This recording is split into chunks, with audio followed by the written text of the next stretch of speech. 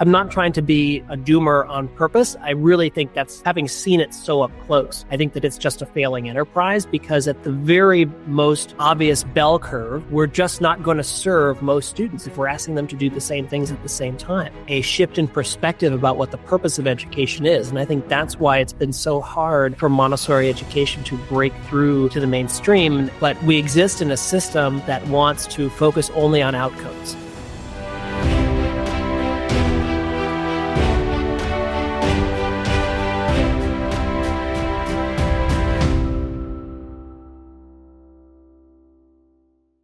So let's talk about Montessori principles and how do they meet today's educational needs?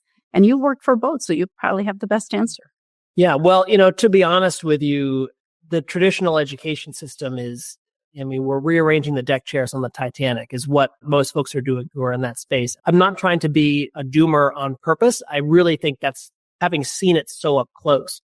I think that it's just a failing enterprise because at the very most obvious bell curve, we're just not going to serve most students if we're asking them to do the same things at the same time.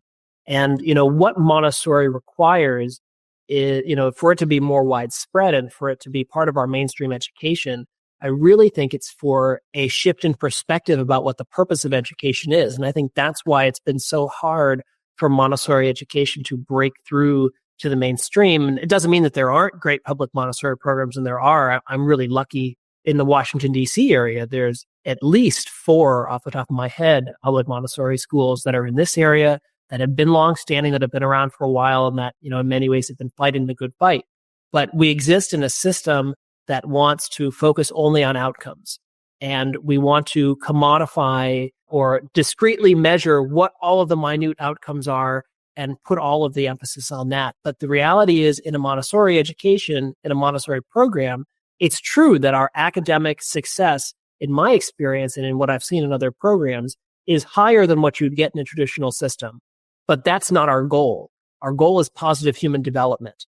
And that's a key frame, because if our goal is high academics, we're not going to do the things that support positive development. We're not going to give that student that needs time and space before they come to a lesson that time and space, because we're going to say, you need to be on track to meet this goal and you need to come to this thing now because our academics is the purpose. And so I think that what we really need to do, as people nowadays are calling it to question more and more the traditional system of education, is help them see that the purpose of what we're doing is not the acquisition of content. In fact, there was a study, I can't cite it off the top of my head, but the takeaway was they looked at what folks remembered from their high school U.S. history class 10 years later.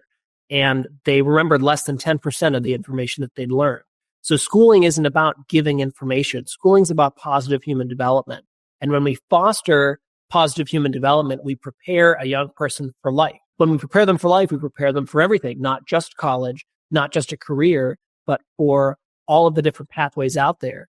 And, to me, the biggest advertisement for Montessori is actually the other swing of the pendulum, because when we look at schools that we might call no excuses charter schools that say we're going to focus on these academic outcomes to the exclusion of all else, they might say things like, well, our students are going to college in very high numbers. And that's true. But students who go to no excuses charter schools are also the most likely to drop out of college. Why? Because they've never built any sense of independence. They never had any autonomy and choice over their own learning. And so they've been pressure cooked to this point of college. And then they're saying, well, now what? They have no idea how to find their sense of purpose. They don't have a sense of self. To me, we need to push Montessori as much into the mainstream, but we also have to shift the mainstream to meet Montessori, because really we're looking at a sinking ship. So I think it comes from the misconceptions about Montessori education. Many folks, when I talk about it and say, hey, I'm a Montessorian, or what is Montessori? What is Montessori, Andrew? And, what you taught both the traditional and public and charter and Montessori. What are the distinctions maybe that could help people understand a little bit more about Montessori? We do need to speak about what is Montessori education.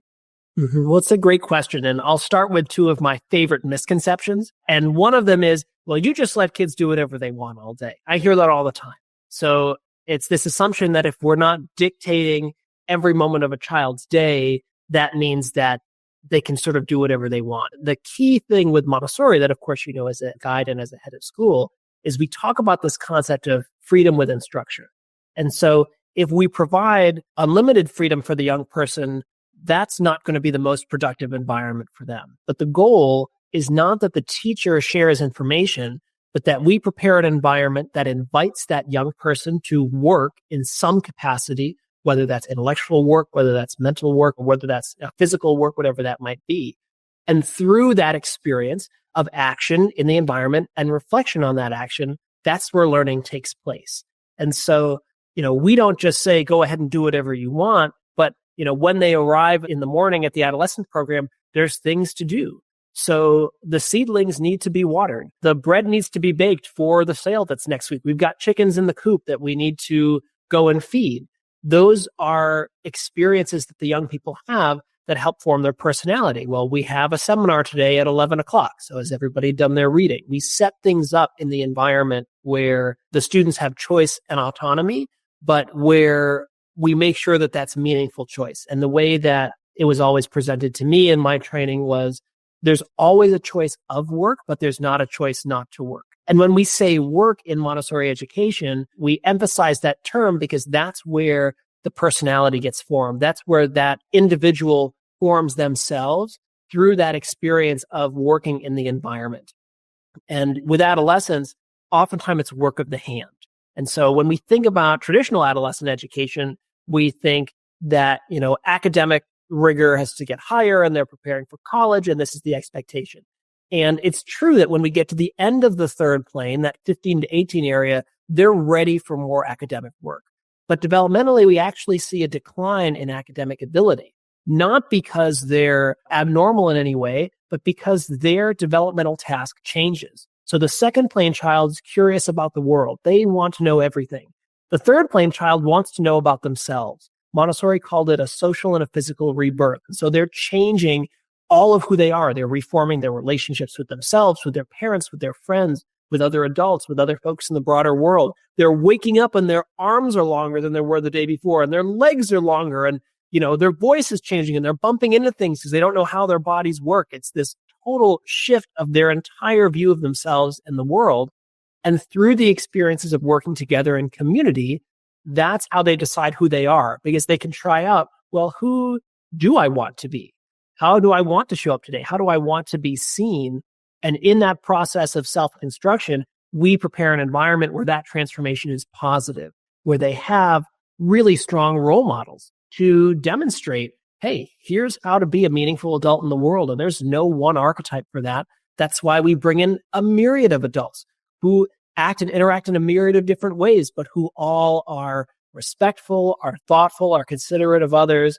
And those become the models for the adolescents as they then form themselves in the context of the community. And that formation can't happen without work, without that properly prepared environment. And so, I think that's one key misconception. And I just want to plug this really great book, Diverse Families, Desirable Schools by Mira Debs. In it, she talks about how we see Montessori in the United States as something that's only offered to affluent families or to white families.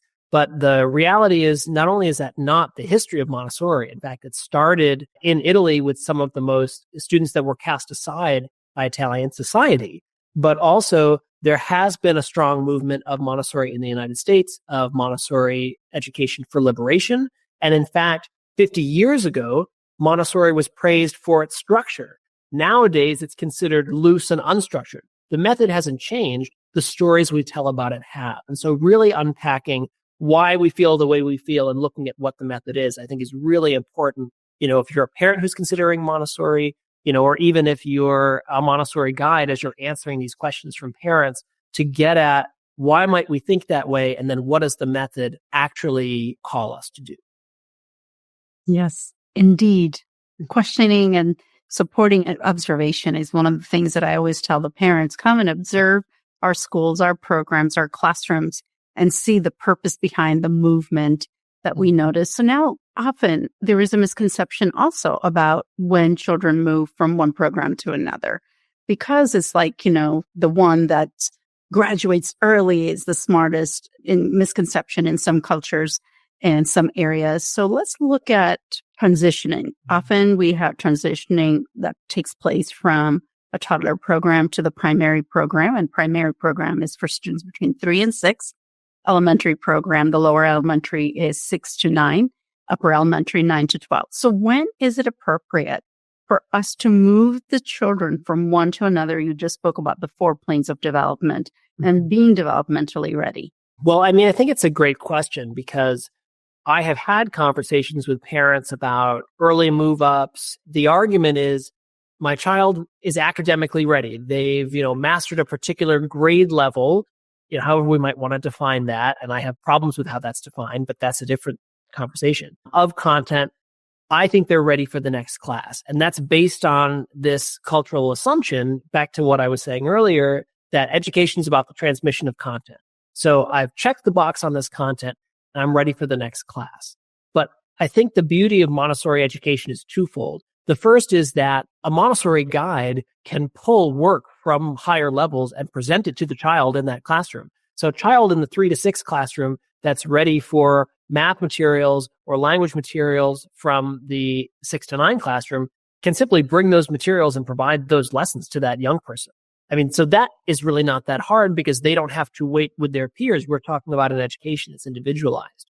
But furthermore, what we know is that even if a child might be academically ready to move into a different area, there's often developmental needs that still need to be met in that plane. And so oftentimes we see this with 6th graders. The 6th grade is the last year of upper elementary, and different programs do it differently. And even different parents will say, well, my son is in 6th grade, and I know that technically in your school that's elementary, but I want them to be in middle school. I want them to move up to 7th grade. But in my experience and my own observation, there's a big developmental difference between a 6th grader who is still very much in the 2nd plane and a 7th grader who is very much in the 3rd plane. And especially by the time you hit January or February of a school year, that developmental chasm tends to grow. And what happens is that 6th grader may be academically in the same place, but socially, they're not clicking in the same way, and they're not having that same developmental experience as the 7th and 8th graders, simply because they're not in that same place. When I've had those conversations with parents, it's always the two things. We can bring that academic content into this space where your young person is right now, but we also have to remember that that's really not our purpose. That's a beautiful side effect of the fact that we are creating an environment where your young person can develop in a really beautiful way. And that's the purpose of what we're doing and why they really need to be in that environment that's curated, because the upper elementary environment is very different than the adolescent environment. And in fact, almost starkly so. It just simply wouldn't be appropriate to have a child developmentally be in the wrong place because that doesn't serve that development of their personality.